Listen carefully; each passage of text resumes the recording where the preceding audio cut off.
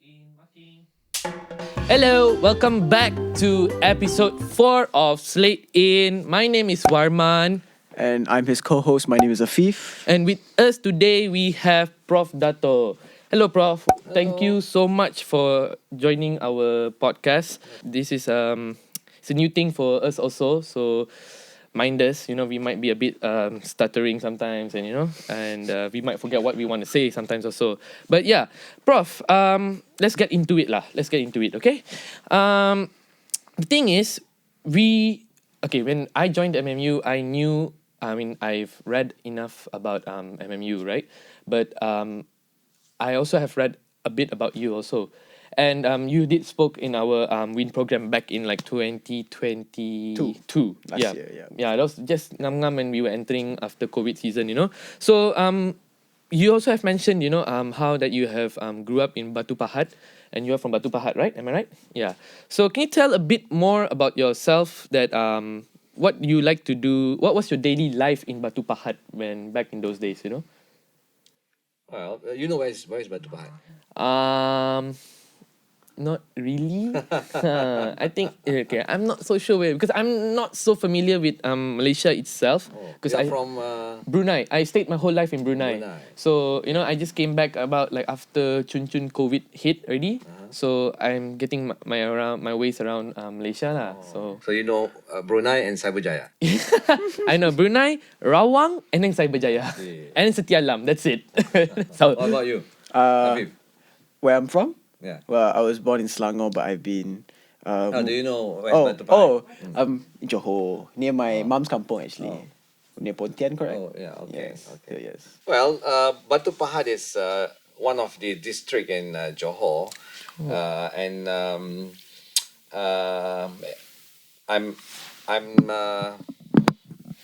I'm from a small village in Batu Pahat called Kampung Bindu. It's a small village, and well, life is, life as a kampung boy. I don't know, you may be growing up in Brunei, your life is different, but my life is different. The kampung life is not the same as city life. City life, and Understandable. It's very simple, very straightforward. You can do whatever you want to do. No traffics, no cars. The life was quite simple, and we just enjoy the life, I guess. So what do you do when you mean like enjoy life? Like what is there to enjoy? A lot of things. You can climb trees. You can swim in the river. Would you say those were your favorite memories growing up? Oh yeah, I was a little boy. Now you guys experience swimming pool and so on, but my swimming pool is the river. And you may go to the theme park. My theme park is in the jungle. So it's. So do you consider yourself a naughty boy when you grew up? Because you like to do this kind of stuff, or was it just in general itself? Like everyone was doing it. I don't think that I'm a naughty boy. They allow me to go and play, but I sort of need to control my activities. I don't do things that is against the thing that I'm sure my parents will not allow me to do. Yeah. Understand? Understand? Actually, I have a curiosity. This is something me and Varman discussed. Of course, you're from Johor, right? What is your opinion on laksa Johor? It's the cuisine that we eat in Johor. If you want me to compare to other laksa, Yes. then of course I prefer laksa Johor. Okay. It's laksa Johor is not far from the bolognese, spaghetti bolognese. Oh yes, of course. Yes. So you just change the meat with the fish and the sauce using santan. So you would say it's the best Johor in Malaysia. Best laksa. Best laksa in Malaysia. Sorry. Oh yeah. Personally, So you're a Johor. How about you? My favorite? Yeah. Oh, sorry, I'm a very big laksa Perak fan. Like in Ipoh, those specific places. You What might. is the difference between laksa Perak and laksa Johor? Laksa, the noodle lah. I would say noodle, and it's a lot more like soupy. Oh, Ah. okay. Yeah. For me, I don't know, I can't even handle spice, so so I don't usually eat laksa. Tapi I think I've tried laksa from Penang. I Laksa think. Penang. Yeah, I think that's. I mean, can't say that's my favorite because I've only tried so far laksa Penang. So you don't like spicy food lah? It's not I don't like, Prof. I just can't handle. Yeah, I mean, I grew up not eating so much of spice lah, because it makes me feel like I can't taste the food after that. I see. Yeah, so that's why. When you talk about your favorite food, in general, what do you remember that your mom used to make that you really liked? Yeah. You know. Oh, I don't really like to eat actually. Oh. I'm quite difficult to I'm quite difficult to select food for me to eat. My mom always prepares things that I only eat. During my younger days, this peanuts. They fried the peanuts with the anchovies. Okay. Oh, Some, yes. Some sauce, spice sauce on the chili sauce on mixed with this anchovy and peanuts, and this part of the thing that I like most during that time. Even when I went abroad, she always packed this for me, and I bring this a lot because when I miss Malaysia cuisine, I will eat that. See, so it made you feel more like close to home lah. Yeah. Understandable. Oh, yeah. Speaking of actually going abroad, right? You went to France, if I'm not mistaken. Yes. Was it like under a scholar, or was it like were you offered to go to France, or did you just apply and you happened to be it was France, or did you ever consider of like going other than France? Yeah, for me, even the English-speaking countries are not my first choice, because my intention is just to go to the local university. Yes. So, having this opportunity to study in France is it's just as an opportunity for me, and this is why I choose to go. Life is not easy in France, because we don't really speak French. Because I learned French, basic French, during my preparatory program at ITM. After 18 months, then we go to France. We thought that we are able to speak French, but when you reach France, you know that. I was sent to Montpellier. This is southern part of France, and they speak with a different dialect, with a different accent. Then we realized that whatever we learn is not the same in France, and we need to adapt to this. And but the main thing is the culture, because definitely our culture. I'm a kampung boy. My culture is totally different from the culture in France. I need to observe. I need to adapt to this new culture. The way how they study is different. The expectation of professors in the university is different. When you move from school to a university, you can feel that there's different approach between these two institutions. But for me and my friends in France, we have another difficulties, that is our culture is also different. The way how we study is different. We are all selected students. All students that are selected by JPA offered a scholarship. So basically, my friends are all top students, except me lah, because I'm a kampung boy, so I'm not the top students. So were your friends from city, or? Yeah, they are from all those boarding schools, and so these are all top students, and I joined this.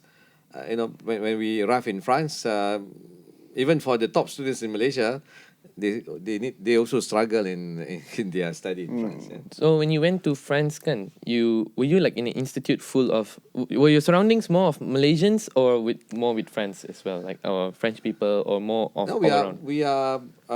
we enrolled in a university. So basically, we need to attend classes with the other French people. students. Yeah. But after they realized that we are having some difficulties, I think the sponsor they arranged a special class for us. For people who cannot understand the language, is it, or? No, only for Malaysian, because we are sponsored students by the GPA. I'm a GPA scholar, so together with me, there's I think in Montpellier we have around 10 or 9 students. So we are then grouped together in one tutorial group.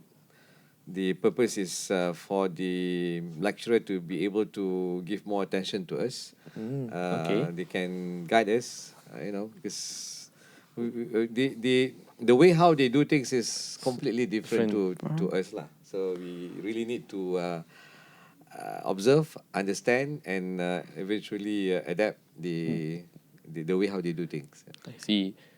But then, like, how do you say, like, okay, studying itself was hard. What else was like difficult in France? Was it like also food? How was it? Was it like a lot of halal food? Was it easy to find halal food? And like, or you had struggles finding your own food, or you just like find fish and then masak dekat rumah ke macam tu? One of the difficult things during the few weeks that we arrived in France is the food, of course, because our taste is different. The way how we cook here is different. So different, yeah. So for us, during the first few weeks, their food is tasteless. There's no spice. There's it's bland. Maybe for you it's okay because you don't like spices. Understandable. Yeah. Okay. But for us, it's quite tough to handle for the first few weeks. And then we start to explore. We know where to buy food, where to buy the halal chicken and halal meat, and then we start cooking. Then we are okay. But after a few years, we get familiar with their cuisine, with their food. Then it's okay. The only problem is we cannot really taste a lot of things because it's not halal. I see. So I have one. My landlord actually. Sometimes he invites us to his home for dinner. We told him that we only eat halal food, so he need to go to the market, buy halal chicken and so on. And one day he told me that the people at the market asked him whether he converted to Islam because he bought halal food. Damn. So it was like to say that that you guys were like really a small group of people there in France itself. I was the first batch, first GPA scholar to be sent to France in this program. I have 30 students in this group. We are dispatched in 3 different cities. And in Montpellier, I think we have around 9 or 10 students. I'm just curious, because you studied at Montpellier, and that's how far is that from like city center Paris? If you drive, it will take you around 10 hours. Montpellier to Paris. Okay, wow, that's quite far. During that time, we have TGV. You know the train? The train, the bullet train. Okay. With TGV, during my time, this TGV is only the TGV route is only from Paris to Lyon. So this will take us 1 hour. But from Lyon to Montpellier is I think it's the same train, but the speed is reduced because this is not the rail is not supporting this high speed. Yes. So in total, I think they will take us 5 hours. 5 hours. Now with the new infrastructure, I think from Paris to Montpellier will be around 2 hours or 2.5 hours or 3 hours. I don't know. I see. It's quite. Sorry, because you lived in France, and France is like Central Europe. Like it's quite because because I lived in Switzerland, and I found myself traveling across the entire continent like every year. Were you able to also like do the same? What other countries did you travel to while you were studying in Yeah, France? we took this opportunity to travel. I only travel once at the end of my study, because every summer I come back here. I spend every my summer, okay. holiday in Malaysia. That was like 3 months, or how long was your summer holiday? 2 months, 3 months, yeah. So, but well, from time to time we also travel. Barcelona is not far from Montpellier. Andorra is not far from Montpellier. Monaco, Marseille, Nice. These are things that city that are not far from Montpellier. The rest, Germany and Italy is also not far, because they are the southern part of Europe. Yeah. Yeah. So, but if you did you travel to them, or like would you like always holiday balik rumah lu? But summer holiday every year I'll come back to Malaysia. back. That's quite beautiful, actually. Always coming back home. So you would say you missed Malaysia lah while you were studying. Yeah, because my parents miss me, so they pay my flight tickets. See. Would you consider, like, were you more into, being a mama's boy or a daddy's boy? Like, were you close to your mom more, or were you close to your dad's more? I'm close to both. Both. Okay. I see. Like, what did you miss about Malaysia when you were in France? The culture. My family. I miss my family. I see. You're the. During my time, there's no internet. So I was there in late 80s, early 90s. I came back here in 92, I think. The internet was at the beginning, so the telephone conversation between France and Malaysia is quite expensive. Yeah. Now it's different, because now you can WhatsApp like call. just can like video that. call Yeah, every day exactly, and so on. During that time, that is one of the toughest thing to to experience, because if you want to call, you need to spend money. Yep. How about writing mails? Postcards? Postcards, yeah. Postcard, yeah, you can write postcard, but postcard is not the same as you Listening to the It's not voice, the same yeah. communication. Yep. We used to have what we call aerogram during that time. I don't know whether you know this or not. No. It was Definitely. if you never heard about this, meaning that you are very young. We used to have this aerogram, because aerogram is if you if you send letters, the stamp Okay. is expensive. Okay. Aerogram is a paper with a stamp, which is not that expensive. Okay. So you can write on this piece of paper, and you can lipat, Yep. and then write the name, the address at the back, and the stamp is already there. Okay. So it's less expensive than writing letters and. See. This Tapi what's is the what they benefit call of aerogram, it? Like, what's the benefit of aerogram compared to a normal? Cheaper. Oh, I see. But same, is it like they deliver the same time ke? Same time, but it's cheaper, Cheaper, I because there's no the letter. Imagine that you have this letter, Yep. this paper. Okay. This side you write your whatever you want to write. Uh-huh. The other side you lipat. The other side you write the address, Okay. and the stamp is there. Okay. Okay. Yeah, I see. Yang This is called aerogram. aerogram. Yang I tahu telegram. Telegram is telegram different. dulu. Yeah. Telegram is different. Yeah, but- This is aerogram. Aerogram. Interesting. Try Google this. Okay. After this, Yeah, definitely. Aerogram. Yeah. But then, right, but when you came back to Malaysia after, completing your degree, right, in France, what did you miss about France in Malaysia? Oh, a lot. A lot also. Cuisine. So after a while, you started to like the cuisine as well, lah. Especially the Moroccan and Algerian cuisine. Because these are the halal food that is very easy for us to eat. Yeah. There's one cuisine from these northern African countries called couscous. Oh, couscous. Rice substitute now. It's a very healthy rice substitute. Like superfood. Yes. Yeah, it's couscous. The sauce is a vegetable sauce, but they also put mutton or lamb Okay. in the sauce. A lot of vegetable, and I like it. You put with some spice, harissa. They you mix with it. It's something that my friends we sometimes if we gather we'll make couscous. Oh, so you know how to make couscous? In our way lah. Yeah. I don't know whether this is the correct way to do Yeah. couscous or not. See. Have you tried couscous? Yes, I have tried couscous. Ah. Dekat mana? In Switzerland. Actually, in my old school, they used to serve it. In my previous school, before I came to MMU. Oh. So at lunchtime, they would have the trays, and you could get couscous. Aduh. Those were good days. International. But not many Malaysian like couscous. I bring a lot of friends to France whenever we have any official meetings and so on. Sometimes I invite them to go to this couscous restaurant in Paris or in France. Usually they don't really like couscous because it's different tastes. Yes. It's not the same as rice and. See.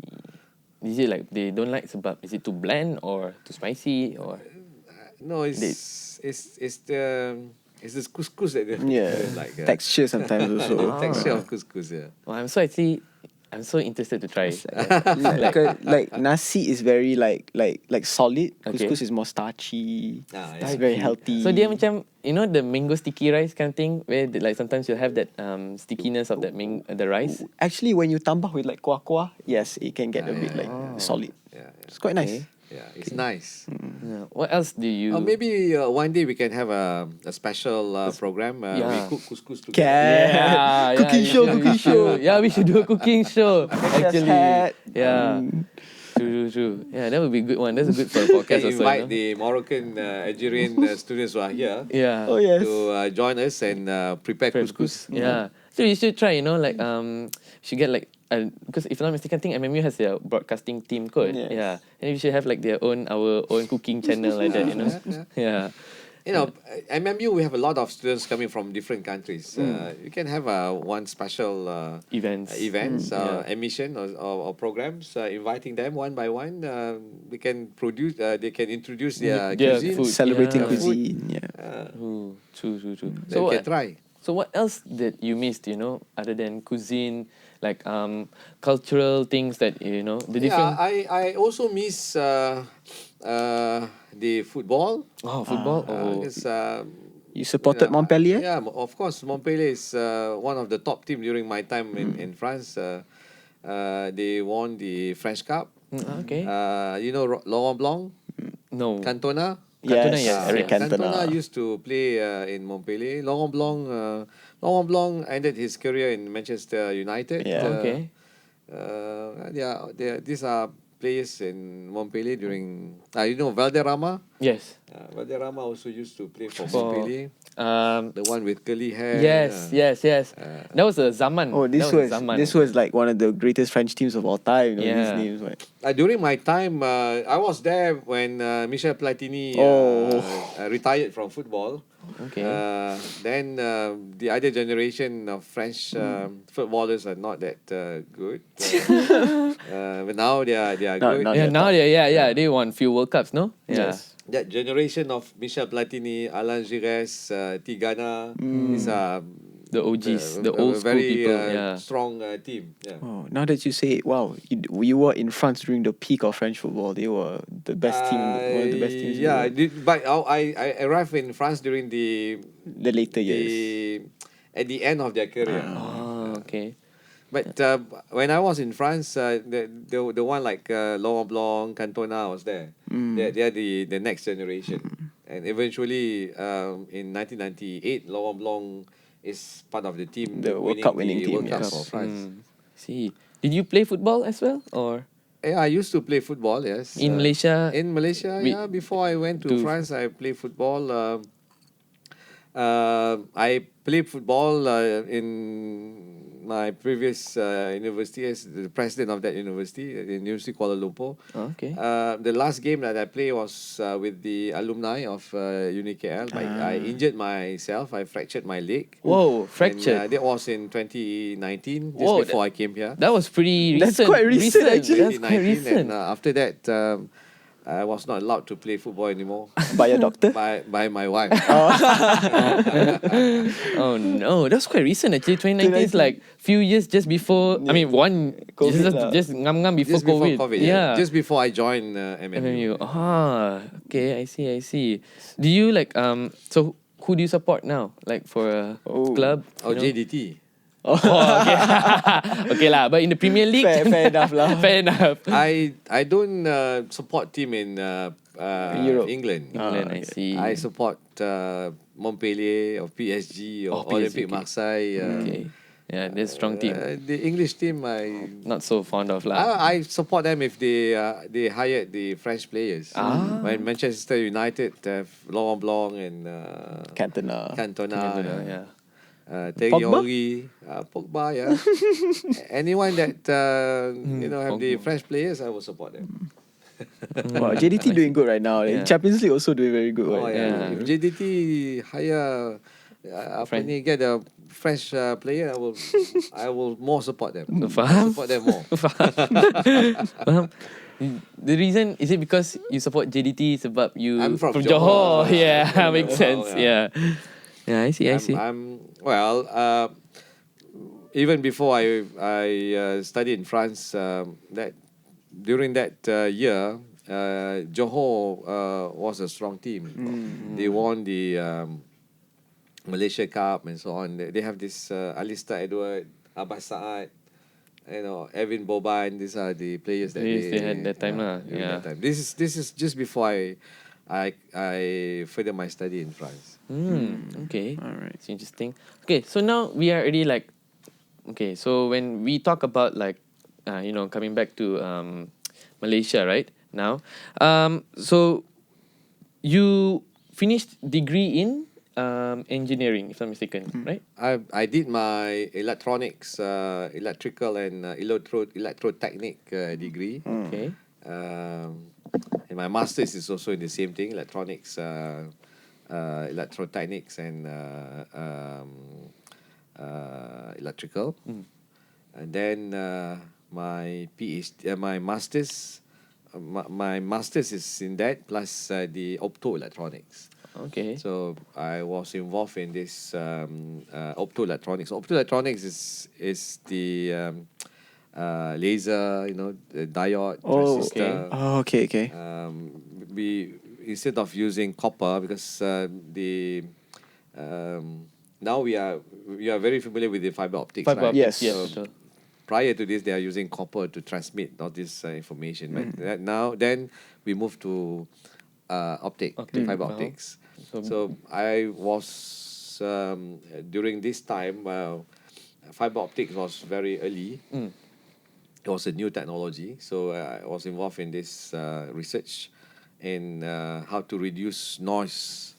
Because in communication, when you transmit data, the data might be there will be some impurities in the data because of these noises. Okay. So one of the topic that I research is on how to reduce this the noise. noise. Oh, okay.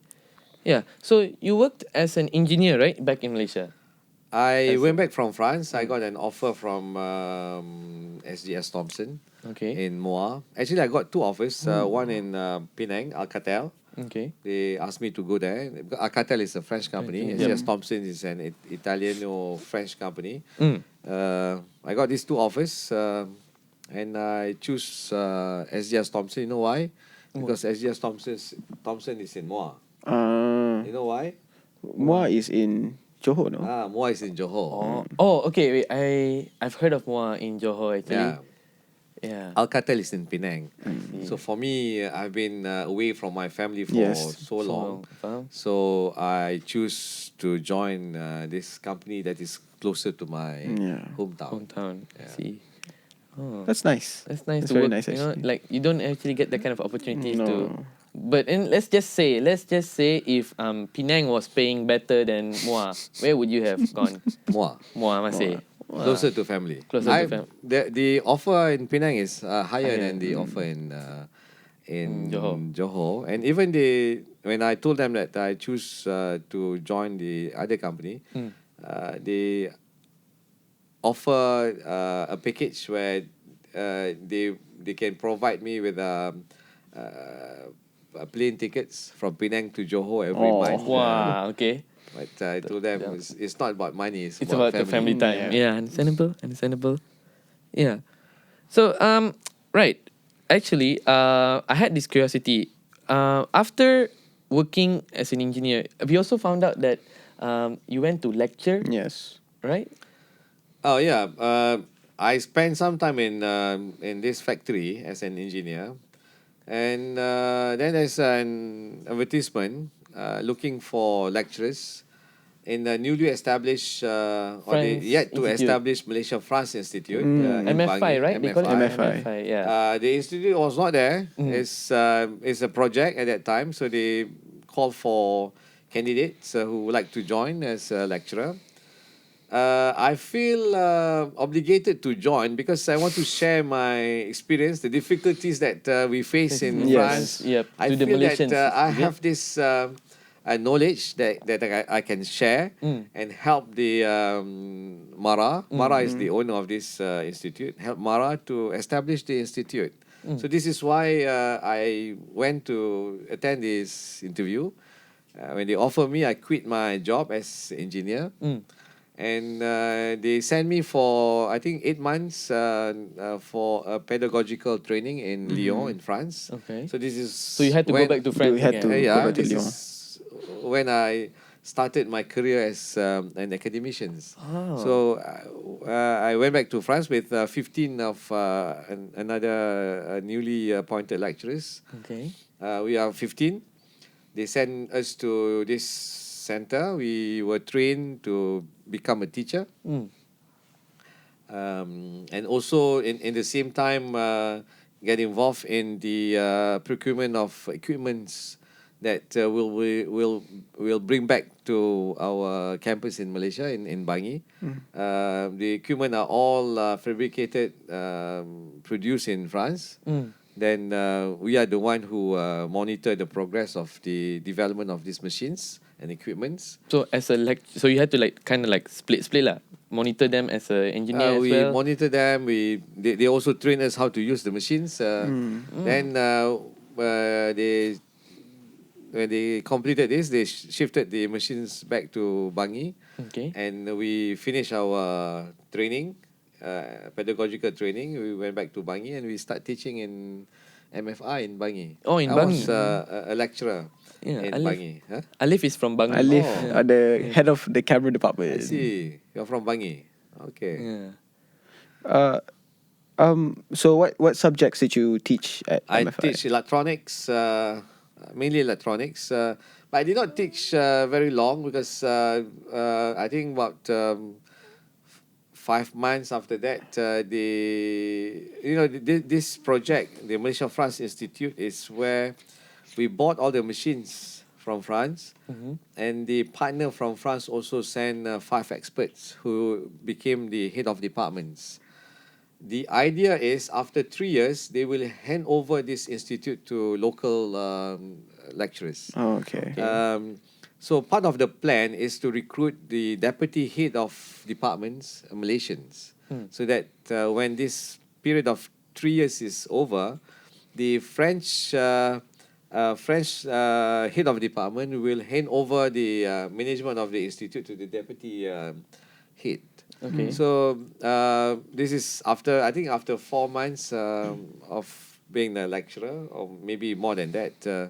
I was appointed as the deputy head of department in the Department of Electrical and Equipment Installation in MFI in Bangi.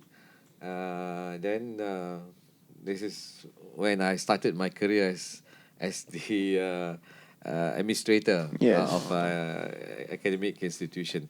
But this period, I learned a lot actually during this period because we are very new. Everything are new. You know, the equipments are new, the teams, even the Even the knowledge coming into it, is it? knowledge and the lecturers, they are all new. So we need to develop this from scratch, from nothing, and this is where we learn. And I think this project actually give me a lot of knowledge and experience. So you were basically at this institution from the ground up. What were there any like struggles that you really learned from in that process? A lot, I assume? a lot. But all these struggles help us to gain a lot of experience. And you know, at the beginning, everything was not ready. You know, the material, the even sometimes we have problem to teach because the equipments just arrived. You know, I still remember at the early days. We need to shift the tables and chairs from one class to another because we don't have enough Enough tables equipment. and Enough equipment. So, but this train us and they teach us a lot, and we become very close to the students. The first batch of MFI students are all very close to the lectures because we struggle together. Understandable. I think if you ask the first batch who studied here in Yep. MMU, Yep. they also struggle Struggle together together. because I'm sure during the development of the campus, not everything are ready. Yes, Yeah, yes. understandable. So those who are there during that time, they need to struggle together. Yeah, true. Do you think? I mean, do you still remember any of your students that you taught, you know, in your first batch, or that, you know, somehow do you remember any of them that might have become famous now already? I don't know whether they become famous or not, but well, I have a lot who are now successful entrepreneurs. You know, they own aircon company. Okay. They own consultant companies. Because MFI is quite unique in sense that we are during that time among the first institution to offer higher level of hands-on program. Okay. Yeah. The hands-on program are always regarded as a program for dropouts during that time. So we are the one who try to offer a diploma programs. I see. And then Okay. eventually we Become- introduced the degree program for hands-on. This is during the UniKL UniKL. time. They developed the degree programs, and well, those students because of their competencies, they are able to excel in their career, and some of them eventually become entrepreneurs. I see. Like but Prof, like the fact that after now you're already so now you're already the HOD, kan?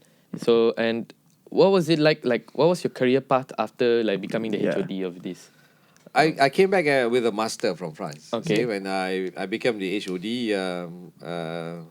at the age of 29. Okay.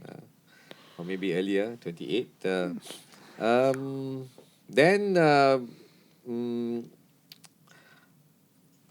Then they appoint me as the head of curriculum In MFI. in MFI. So I was only looking in a department, electrical department.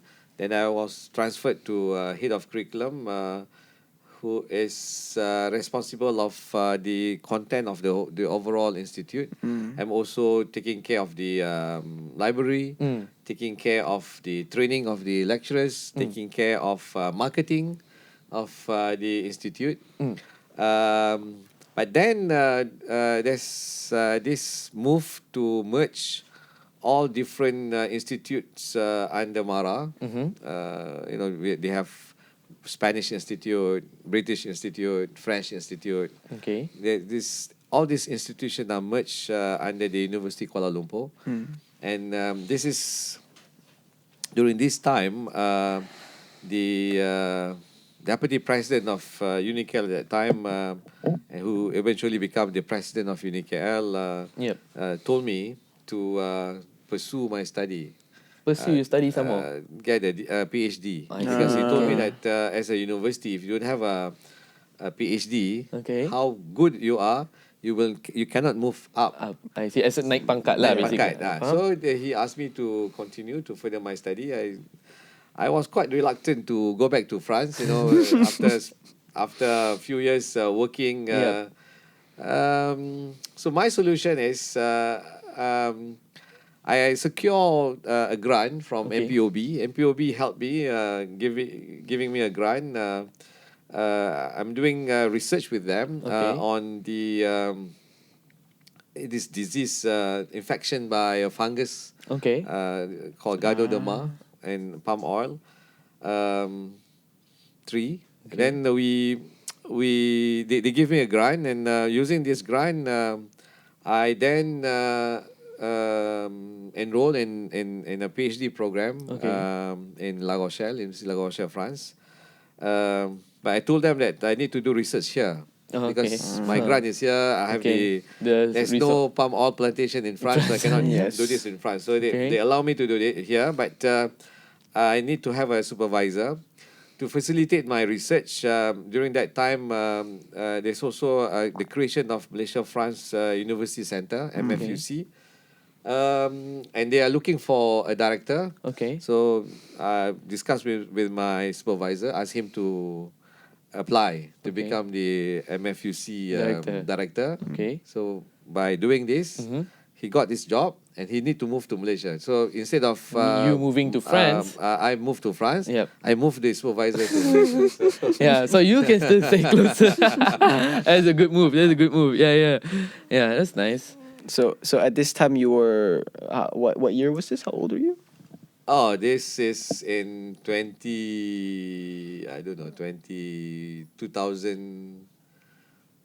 2004, 3. Kita baru, oh my baru God, that time we were lahir, just born. We were just born. Wow, it's crazy.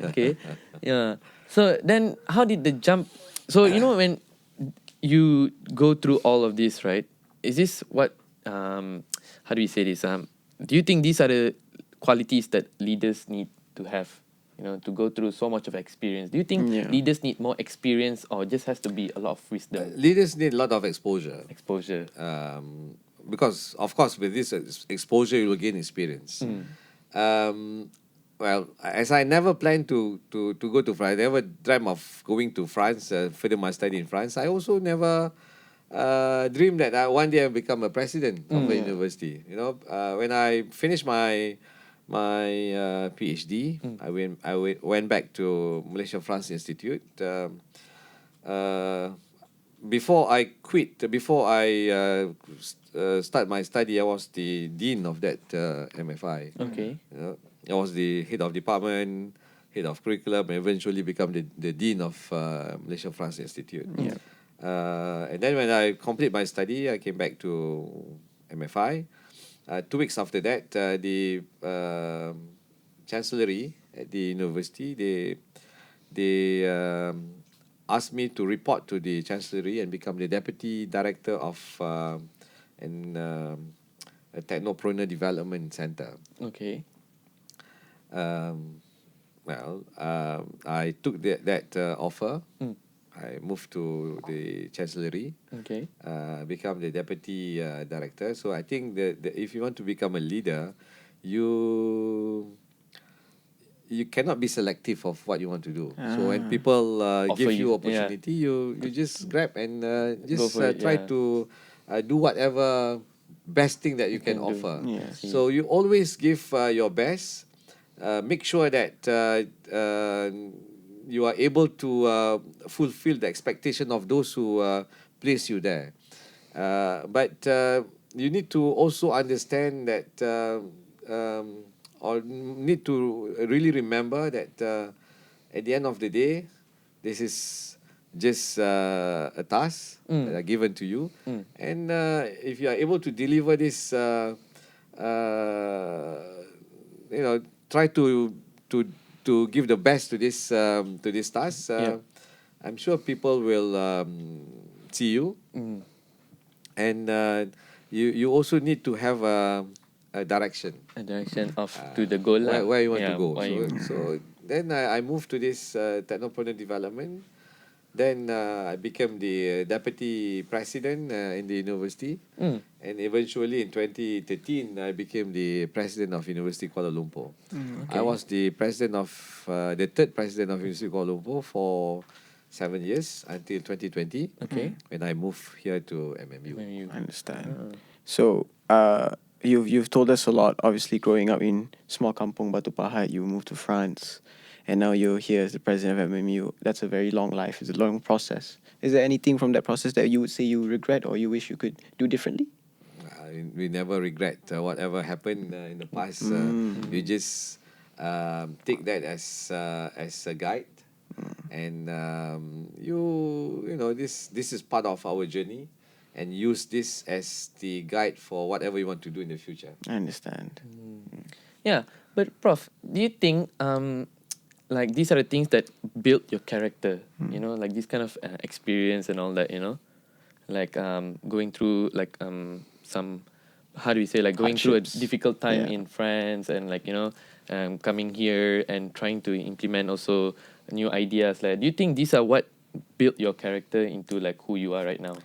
You are born with a certain Character, yeah. So that is your basic character. I see. But then along the way, you will gain experience from all those challenges and so on. So this will add up to your character. So it's just like you have a bowl of rice, and along the way you put all Put all this the other lau side- and side so dish, on, yeah, side dish, yeah. and this will make your dish different. Different. Yeah. So I always believe that you are yourself. Yes. I cannot change you from whatever you are to become something else. I can add different character. This is just adding, and if you can blend this different new things to your own character, then Yes. you become a better person, maybe. Yes, yes. True. Yeah. Just a curiosity. Is that why, like, in MMU we also have this kind of lessons like character building? You know, to have this exposure of like having new things rather than just studying in your circle of like, okay, I study engineer, I kena belajar maths ni. I study film, I kena belajar directing ni je. At the end of the day, when you work, people will hire you based on your competency. Yeah. But they will also look into your character. Yeah. Because competency alone will not help you to excel in your career. When I came here in 2020, one of the first things that I asked the management team of MMU is, please define me what is Permata Dunia. Because we always tell everybody that our alumni are all Permata Dunia. So what is Permata Dunia?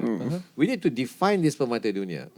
So in order for us to develop this Permata Dunia character, we need to understand what is Permata Dunia. Yeah. So this team spent some time to define the Permata Dunia character, and from there we developed this character building program.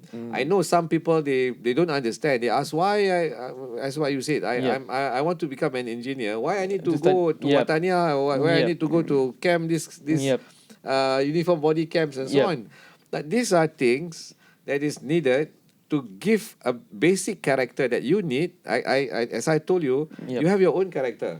But what I add here is the character of Permata Dunia. So that you have your character plus the Permata Dunia character that will help you to excel. And we don't stop there. We have the I Cadet and E Cadet now. So I Cadet and E Cadet is to expose you to the real working environment. So you know what is what happened in the corporate world, corporate the world. industry. And from there, we hope that our students will be able to gain all this character that is needed for you to excel in your career. What I want to see is few years from now, you come back here, whether I'm here or I'm not here anymore, but you come back to MMU and you can tell MMU that your experience, your journey from MMU to what you'll become in several years from now Yeah. is part of this journey that Understand. will mold you to become a pemata dunia that we can be proud of. Yeah, understandable. We don't want to just claim because you know, a lot of alumni, successful alumni, we just claim, oh, this is our student, but Yeah. we are not really part of this development. So we with all these things, we hope that we can really be part of this Development. your journey. Yeah, journey. understand. Yeah. So that's really nice. Make it less individualistic and more of a more of a plan. One thing that is important is what I always call adab. You know, adab. You know what is adab? I don't know what. Berhadap, is it? Or no? What is adab like apa? your Attitude. It's more than attitude. So this is what we want to implement here in here in MMU. Yeah? Yeah. We- Characteristic, is it? More into like yeah, it's characteristic. your what makes you, I guess, and just being able to. Yeah. We don't actually have that much time left. I just wanted to. Is there anything you would like to say to Your your future. students or Yeah. anyone? No, but I think I hope that you enjoy your life in MMU land. Yeah. In MMU land, it's not just study. Yep, true. MMU land is all this Fun fun, all these activities, activities, yeah. all this connection, Yeah. all this communication that you can do with your friends, your lecturers, and the people surrounding you. So let us enjoy this This this life life of in yeah. MMU land. True, Theme park true, of yeah. education, as you would say. That is true. Yeah, we have to. So that you know why I also actually believe that because like you need to go and make mistakes, so you dapat the experience. You know, kalau tak you tak boleh move forward. You be like Yeah. inside your shell all the time. Yes. Yeah, yeah. Jangan takut buat Buat mistake. salah. Yeah, betul. Yeah. True. All right. I think that is the end of episode 4. Thank you so much, Prof, for Yeah, coming. thank You know, you it so was much really, for really inviting nice. You me. know, yeah. And I think that is the end. Don't forget to like and subscribe. Comment what you really liked about these episodes and previous episodes. Hope you can check out the other episodes also. We have 1, 2, and 3. So yeah, check them out. Like, share this video as well. What else? Did I forget anything else? Thank you. Thank you. Yes, thank you so much for tuning in Thank you. to Merci. Yeah. Merci. Merci. Yes. Au revoir. Yeah. And we'll see you next time, guys. Okay. All right. Bye bye. Bye bye.